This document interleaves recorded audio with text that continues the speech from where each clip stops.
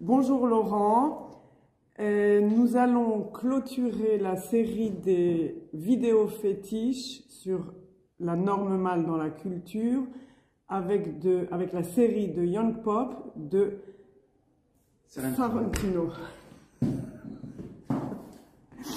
C'était ton choix et c'est un choix excellent, d'autant plus pour la fin.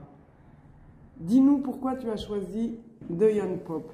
Alors, plus que la série elle-même, c'est le générique, un des génériques, parce que cette série a eu plusieurs génériques, Sorrentino travaillant de façon extrêmement précise, à la fois sur la forme, c'est-à-dire l'image, le son, le montage, les décors, chaque plan est parfaitement calculé.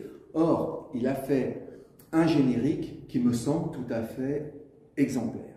Donc, ce générique montre Jude Law, qui est The Young Pop, P13, marchant dans un travelling plan séquence, dans un couloir sur le mur, il y a des tableaux de la Renaissance. Et dans cette trajectoire où il avance, nous le voyons passer devant ces tableaux. Et ce générique me semble exemplaire. En 1 minute 20, Sorrentino nous fait parcourir le catholicisme et le christianisme dans ce qui s'est déroulé de fondamental, et en même temps il introduit un élément qui va venir nous perturber du début jusqu'à la fin du générique, 1 minute 20. Et je propose de commencer par le premier tableau, de faire tous les tableaux et de saisir quelque chose de ce que dit ce générique. Plus que la série elle-même. Je vais faire des ponts avec la série. Le premier tableau, l'Adoration des bergers, est un tableau qui met en scène la naissance du Christ. Et c'est un tableau sur lequel, je ne vais pas décrire les tableaux, revenir, mais simplement, à ce moment-là, apparaît dans le générique une étoile, une petite étoile, dans le tableau, qui va se déplacer. Cette étoile, il est impossible, évidemment, de ne pas penser à l'étoile du berger, à cette étoile, mais aussi à la naissance d'une étoile, puisque c'est la naissance du christianisme. Bon. Jude Law, droit, de profil, avance, et nous arrivons au deuxième tableau. Le deuxième tableau, la remise des clés à Saint-Pierre, tableau de Le Pérugin, est un tableau où le Christ remet les clés du paradis à Saint-Pierre. Mais il remet les clés à la papauté. C'est-à-dire que ce tableau, ce qu'il met en scène, c'est la papauté, c'est-à-dire l'autorité papale, comme devant désormais régner sur l'Église. Alors c'est très important parce que Lacan n'est pas allé chercher comme ça, nulle part, le nom du Père. Le nom du Père, c'est tiré de la prière fondamentale de l'Église catholique et chrétienne. Au nom du Père, du Fils et du Saint-Esprit, mais aussi la prière du nom du Père. Donc, l'Église chrétienne, catholique, on ne peut pas ne pas voir qu'elle a formaté, si je puis dire, la pensée occidentale, son organisation, son rapport donc à la norme et à l'universel. Le troisième tableau met en scène la conversion de Saint Paul. La conversion de Saint Paul par le Caravage, où là, ce qui est mis en scène, c'est l'idée qu'à ce moment-là où les chrétiens sont persécutés, Saul, sur le chemin de Damas, a une révélation. Cette révélation le fait chuter du cheval, et dans la représentation qu'en fait le Caravage, où il va travailler sur toutes les perspectives de façon incroyable, Saint Paul est représenté les bras en croix, et déjà on voit le passage de l'incarnation par le Christ de la question du catholicisme et du Christ, de la position christique, de la passion. Et donc, on a là quelque chose où surgit petit à petit dans la représentation une idée de l'incarnation et en même temps de la transsubstantation qui échappe au dogme, en l'occurrence, puisque c'est quelque chose de mystique qui se passe, c'est-à-dire une trajectoire directe avec Dieu. Et nous verrons, ce n'est pas pour rien dans la série que Sorrentino a mis tout le temps en parallèle quelque chose qui a à voir avec la papauté, et c'est-à-dire avec le dogme, et ce qui a à voir avec une sorte de contact direct avec Dieu qui passe par l'idée de la figure du Christ, une figure christique.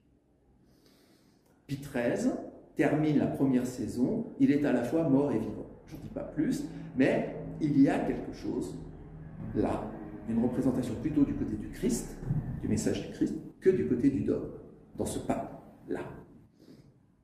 Et le tableau suivant, comme par hasard, le tableau suivant, c'est la représentation du premier concile de Nicée. C'est un concile très important, puisque c'est la réunion de toutes les églises chrétiennes d'Orient autour du dogme. Donc elles s'affrontaient et ils mettent en place un dogme de l'Église, sous l'égide de la papauté. Donc on a à nouveau Sorrentino qui nous amène à passer du Christ à tout d'un coup l'appareillage tout autour. Et dans le tableau suivant, qu'est-ce qu'il nous présente, Sorrentino, devant lequel passe de profil toujours droit comme un i, au ralenti. En fait, c'est sa démarche qui est au ralenti parce qu'on voit bien que les plis de son vêtement bougent à vitesse réelle et donc il n'est pas filmé au ralenti. Il avance au ralenti. C'est tranquillement. Eh bien, le tableau suivant, c'est Pierre l'Ermite qui prêche la croisade. Donc, on voit les effets du dogme, c'est-à-dire tout d'un coup, c'est la croisade. Et c'est convertir, rassembler, et Pierre l'Ermite a réussi à mobiliser 15 000, ce sont des croisades populaires, et donc 15 000 pèlerins qui vont se ranger sous l'égide de chevaliers pour partir en croisade. Et Pierre l'Ermite, lui, il a réussi à rameuter 15 000. Hein, et là, on voit bien que ce qui permet de rassembler, de rameuter, de faire meute, de faire groupe, c'est quelque chose qui a à voir, il faut voir l'histoire de Pierre l'Ermite, c'est une histoire très intéressante, et on voit bien que par une certaine position, il arrive à fédérer derrière lui, la position du 1. Alors, une petite précision, donc tu situes du côté de la papauté, le dogme, la norme, mais au fond, pas du côté du Christ. Pas du côté du Christ. Tout à fait. Tu peux nous préciser un tout petit peu? Non, je ne vais pas le préciser tout de suite. Je pense que c'est important qu'on avance, puisque dans ce générique d'1 minute 21, pendant ce temps-là, on a l'étoile qui continue, comme une sorte d'étoile filante, qui traverse chacun des tableaux et qui les éclaire. Parce qu'il va y avoir une modification de cette étoile. Et je pense que c'est là où Sorrentino nous amène. C'est ça qui est très intéressant. C'est que, si tu veux, c'est comme à Caracas, quand Lacan dit vous êtes lacanien, oui, bon vous semble, moi je suis freudien. Le Christ ne peut pas être chrétien. Le Christ est juif, pour commencer, et en fait, le Christ avance sans dogme. Donc, lui, il avance droit comme un i, si je puis dire.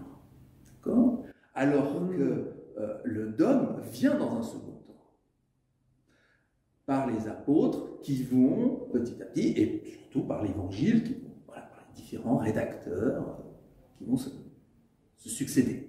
Et d'ailleurs, Sorrentino se réfère en grande partie à l'évangile selon Matthieu, pour penser la structure même de sa série qui se passe aujourd'hui, qui se passe de nos jours.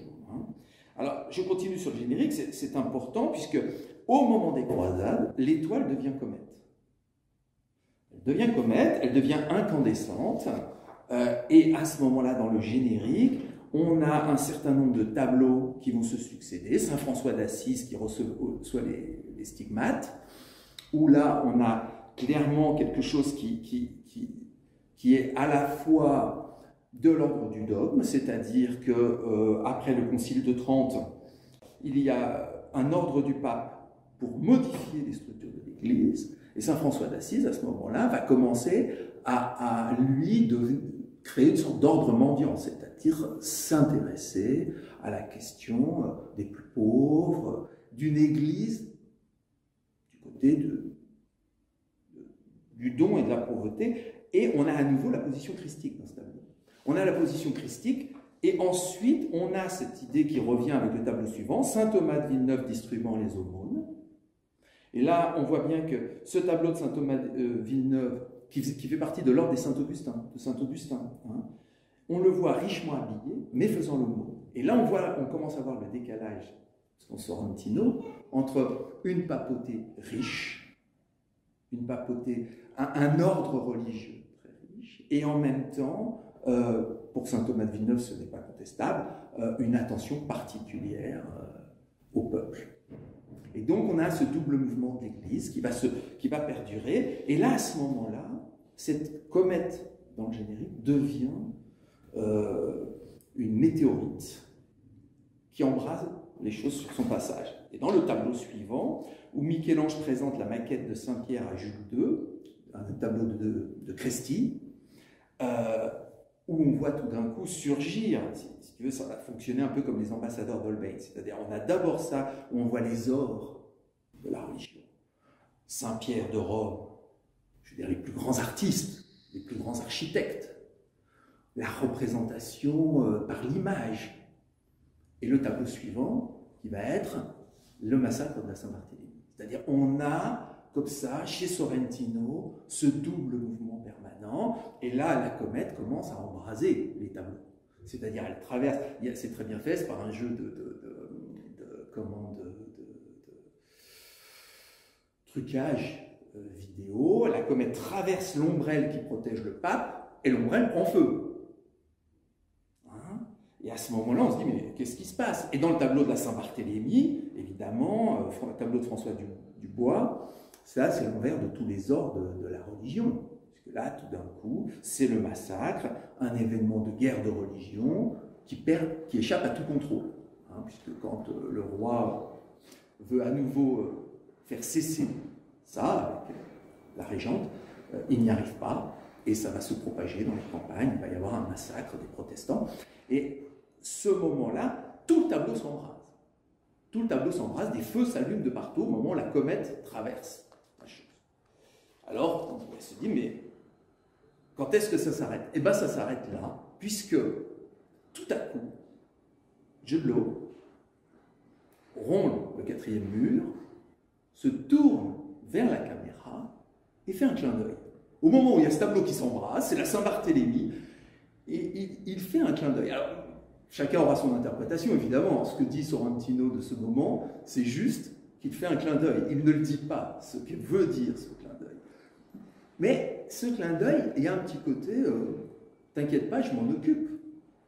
Il y a un petit côté complicité avec le spectateur. Ce clin d'œil est une complicité.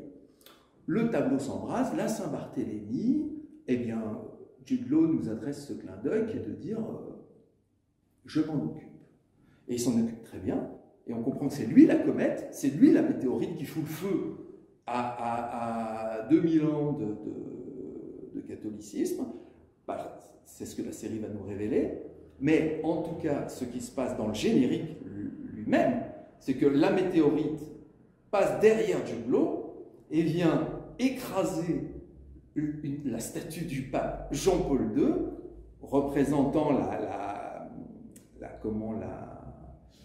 sculpture de Mauricio Cattelan, sculpture où on voit Jean-Paul II écrasé par la météorite qui dresse sa crosse au ciel, malgré tout. D'où vient la météorite? Pour le dire rapidement. Alors, pourquoi la norme mâle avec ce générique? C'est que il y a l'insolence du clin d'œil de Jude Law. Il y a Jean-Paul II qui se fait écraser à la suite de tous ces tableaux. Jean-Paul II, c'est pas n'importe qui, celui en 95 qui fait la lettre aux femmes, où il va tenter de dire sur les femmes quelque chose autour de la question de la dignité, mais aussi autour de la question de l'aide qu'elle apporte aux hommes. Et donc c'est pris de différentes manières, il faut bien le dire. Mais c'est celui qui, malgré un aspect quand même assez rigide, a essayé d'ouvrir quelque chose. Jude Law, lui, il nous fait un clin d'œil et voilà, le pape est écrasé. Alors, il me semble que c'est très important ce passage-là, parce que l'œuvre de Mauricio Cattelan s'intitule la Nona Ora, la 9e heure. Ça fait appel justement à ce moment de l'évangile selon Matthieu, où à la 9e heure, dit-il, Jésus-Christ s'écria d'une voix forte, alors qu'il est crucifié, « Père, Père, pourquoi m'as-tu abandonné ?» Et donc, on est sur ce moment de la chute du Père. La météorite, c'est la chute du Père. D'accord ? Père, Père, pourquoi m'as-tu abandonné ? C'est le Père qui abandonne. Voilà. Et là, on voit la question du Père, la question du nom du Père. Bon, c'est comme ça que moi j'ai envie de le dire, j'utilise là pour le dire. Hein. Mais ça me semble très important, parce que là on a affaire non pas à un pape, c'est pas the Pope, c'est the young. On a affaire à un pape qui n'est pas du tout du côté du Père.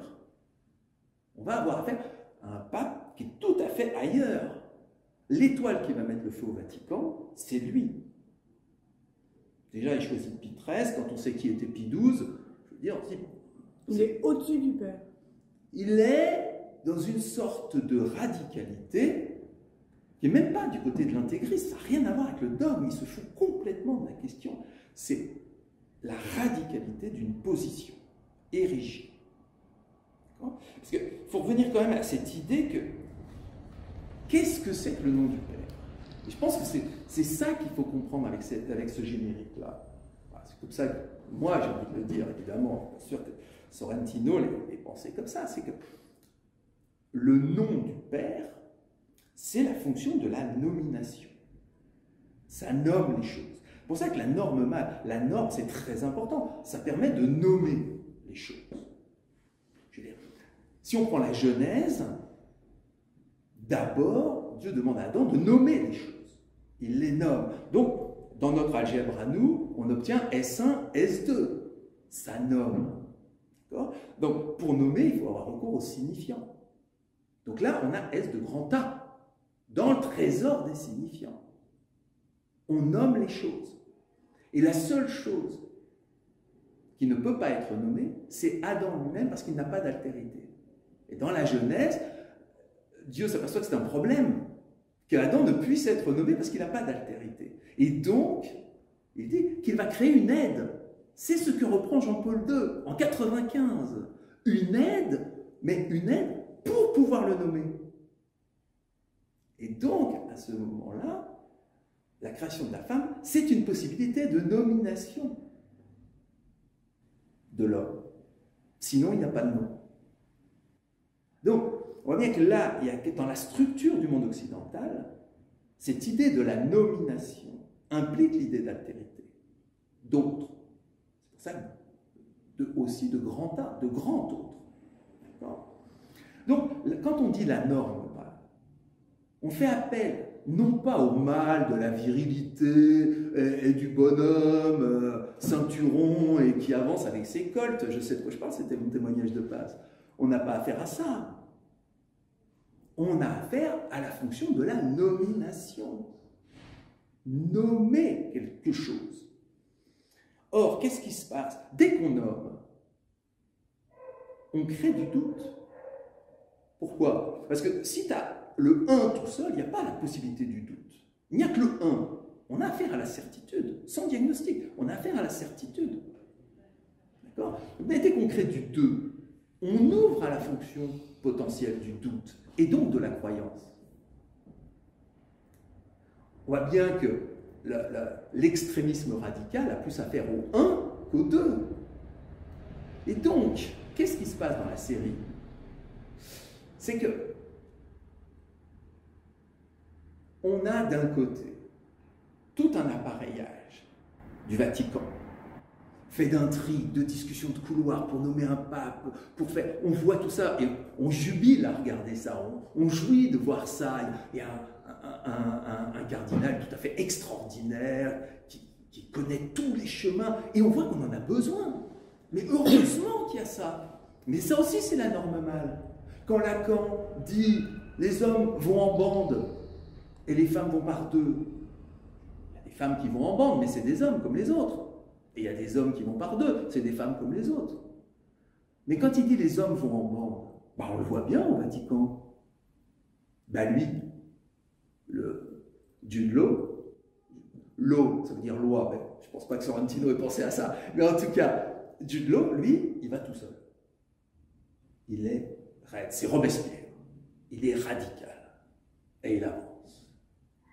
Et cette avancée, comme dans le générique, évidemment, ça déconstruit toute cette articulation, tout ce doute. Non, il fait exister le 1 de la décision. Et donc, c'est fondamental de saisir que ça, c'est aussi, dans l'exception qu'il incarne comme telle, c'est ça aussi à voir avec la norme mâle. Je veux dire, au nom de la norme, combien de crimes ont été commis aussi?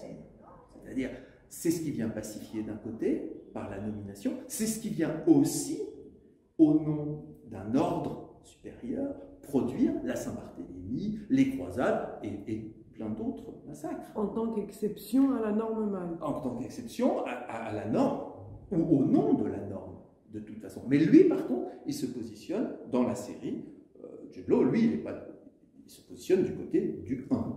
Voilà, c'est l'hypothèse que je propose. Hein. Il se positionne du côté du 1, et du coup, il n'est pas du côté de « Père, pourquoi m'as-tu abandonné ?» On peut dire que le Christ est du côté du 1, avec sa bande. Voilà. Mais Jude Law n'a pas de bande. Il est du côté du 1. Et on voit bien que dans un système comme le Vatican, cette position du 1 va produire, et c'est toute la fin de la saison 1, je spoil, je suis désolé, mais ce qui est génial, c'est qu'on va voir émerger des fanatiques. Le 1 produit le fanatisme. Et ces fanatiques sont dirigés par deux femmes. Et là, on retrouve la fonction où ce n'est plus l'articulation avec le grand autre, mais quelque chose surgit là, tout d'un coup, plus besoin de nomination, plus besoin de S1, S2, plus besoin d'un signifiant qui représente le sujet pour un autre signifiant. Ce sont quelque chose du 1 se manifeste dans la radicalité, avec des attentats au nom du pape. Lui, il ne demande pas du tout ça. Il n'appelle pas du tout ça, c'est pas du tout ça. Mais c'est au moment où il est à la fois mort et vivant, pas du tout dans un acte mystique, hein, il est dans un coma profond.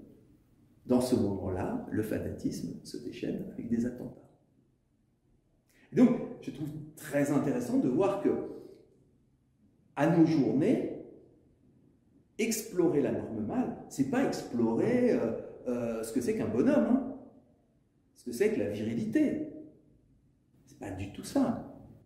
C'est plutôt explorer, ou la virilité, si, mais alors au sens de l'objet venant boucher la castration, sans doute. Très intéressant ça par contre, hein, évidemment. La question du fantasme, c'est fondamental.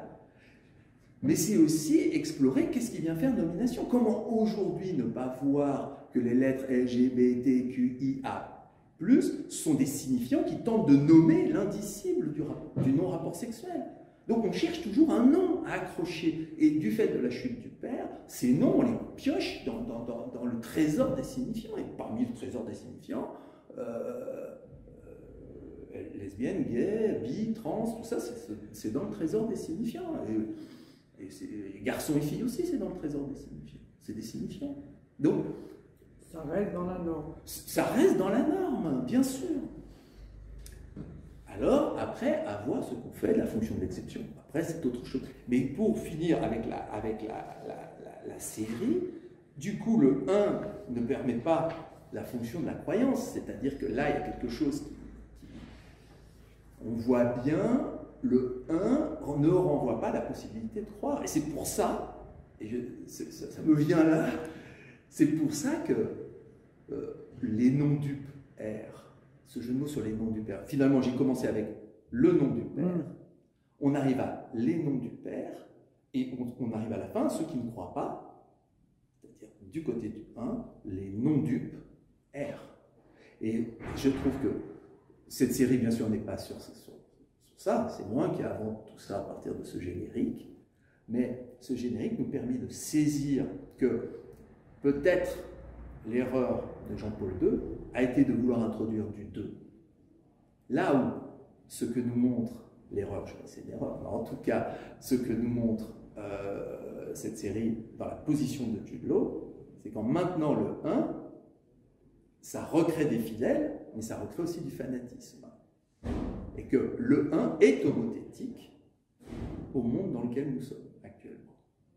Et donc, il me semble que là, il y a à penser la norme mâle comme étant un premier temps pour interpréter cette fonction de la domination, où elle en est aujourd'hui, et va se prolonger dans un deuxième temps aux grandes assises virtuelles de l'Association mondiale de psychanalyse, avec, d'un côté, on puise dans le trésor des signifiants S de grand A, et de l'autre côté, la femme n'existe pas, comment faire face à la question de S de grand A pareil.